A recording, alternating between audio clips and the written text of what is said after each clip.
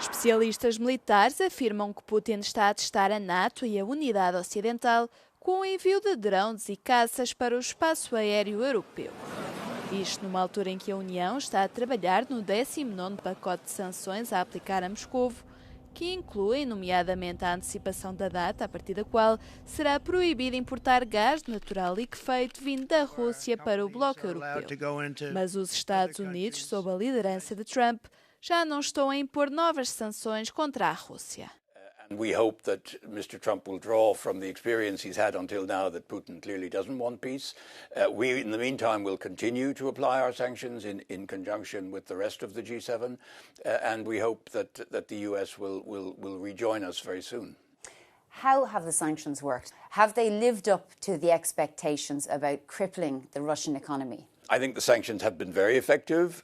You can see all the key indicators in the Russian economy are flashing red, whether that's the interest rate, whether that's the inflation rate, whether that's the rate of public expenditure. They're talking about raising taxes. They've had to run down the National Welfare Fund. Gazprom has posted a deficit, is laying people off. So I think all the indications are that the Russian economy is being put under severe constraints. But I agree, it's more of a slow puncture than it is a blowout.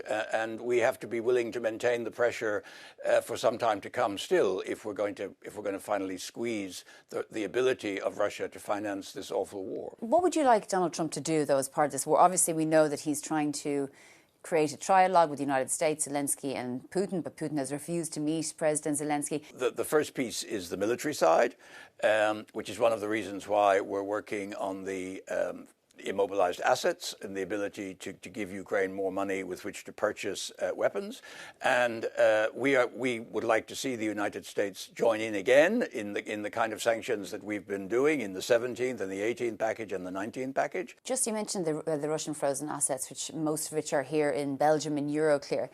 The Commission and other countries who are supportive of this are at pains to say this is not confiscation.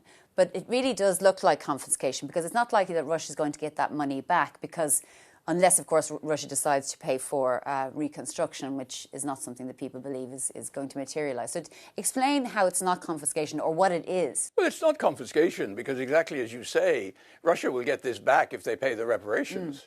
So, I mean, it's their choice. If they choose not to pay the money they owe for the destruction they have caused in Ukraine, then indeed Ukraine has some call on those assets in Europe as compensation. And that's the model that's being pursued.